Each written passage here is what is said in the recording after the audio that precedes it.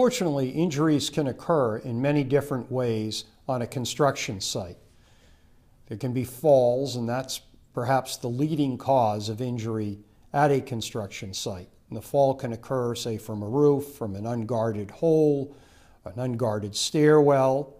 There can be a scaffolding accident, an accident involving a crane or other heavy machinery.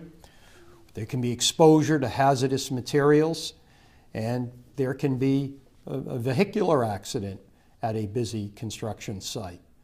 So how does one go about proving liability? And liability is not proven against the injured employee's employer, but rather is proven against a subcontractor or a general contractor.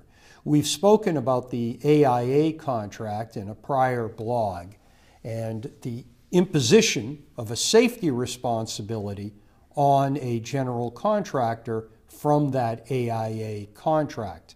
And there are other reasons why a general contractor will have will be responsible for safety.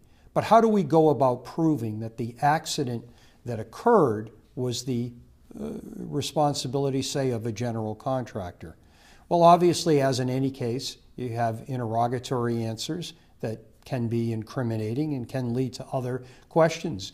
There nowadays, of course, are innumerable emails, and sometimes even after a very serious accident, there could be a speech which somebody would have heard or perhaps was reduced to writing to explain to all the assembled working men and women why that accident occurred.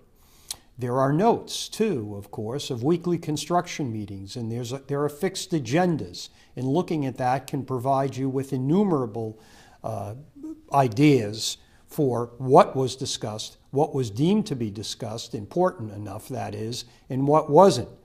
And nowadays, you might find YouTube postings or progress photographs and so forth that would be discoverable, or you could, in fact, from the internet, discover them yourselves. And that might well provide a fertile basis on which to pursue avenues of liability. Speaking of the internet, there might be descriptions by many of the players as to what they assumed, what responsibility they assumed on various projects. You might find those descriptions in LinkedIn, or you might find those submissions in another, say, magazine or online journal. And that remark might well come directly from one of the principal players in the construction litigation. So there are and remain many avenues, and I haven't even touched upon official investigations such as OSHA.